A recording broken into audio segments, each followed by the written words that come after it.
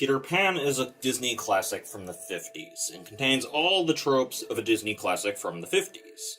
And yet, despite having that Disney shine, I think this is one of the more different films. I have said before that where Disney shines is their theme and spectacle. Peter Pan has theme and spectacle, it's just, I'm not sure what to think of the result.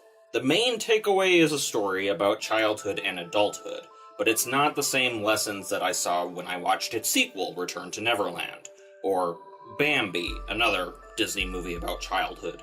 For how pretty the movie is, its sort of childhood looks far uglier than most Disney movies would have you believe. Most of their films focus on the beauty, the adventure, the fun.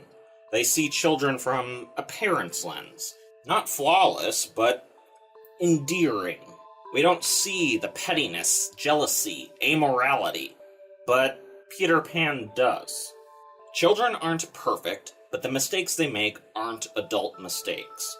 They don't have the skills to read a situation. They break friendships over envy. They don't look ahead to see the consequences of their actions. And when they're having fun, they can even fail to realize that someone's hurt. Some of the less empathetic ones may even feel nothing about someone's pain.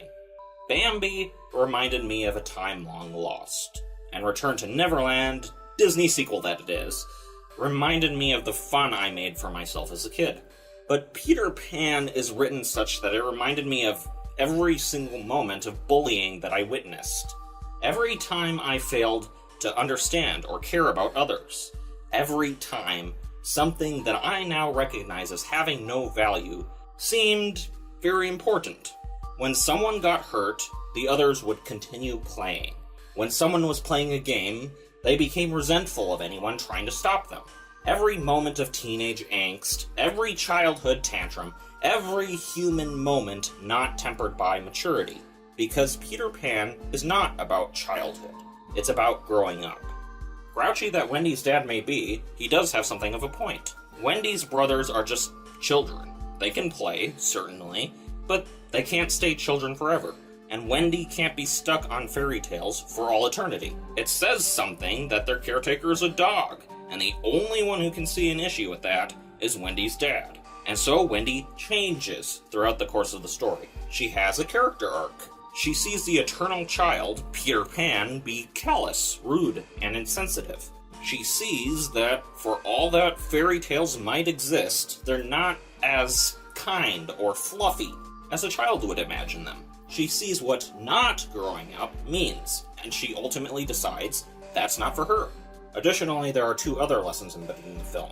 The first is about how children need adults, and the second is about how adults need children. In the first case, it couldn't be any more clear when Wendy sings My Mother and Mine. Before she left for Neverland, she didn't seem to be able to give a clear answer for what a mother is so much as what a mother does. But here, in this moment, she understands.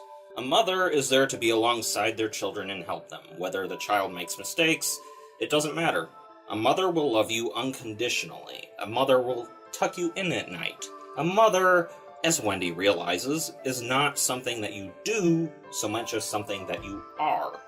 The lesson I take away from this is that children need adults. We can't keep going and acting like children, and children need to know what it looks like to be something other than children. Innocence and child curiosity are precious, but they don't last. Without an adult running into danger, an eternal child will be left to the devices of their whims, their terrible ignorance, and their lack of self-control.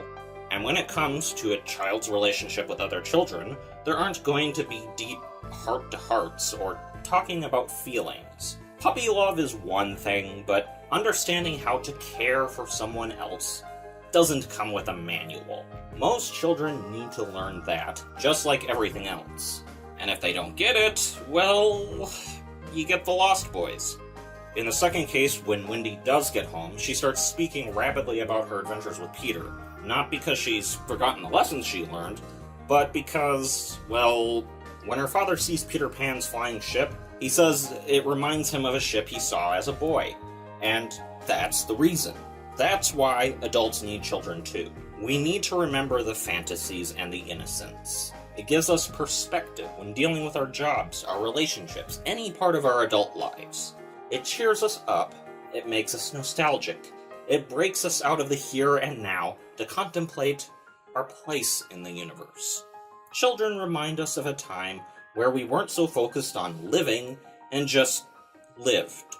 Dreams and faith and a little stardust. All too often, we fall into a terrible trap where we just lose luster in our lives and become grumpy adults. We need to remember that it's okay to be a little childish once in a while. Those are my thoughts on Peter Pan. I'd like to hear your thoughts on it, so please put them down in the comments below. Don't forget to like, subscribe, and hit the bell button, and have a good day.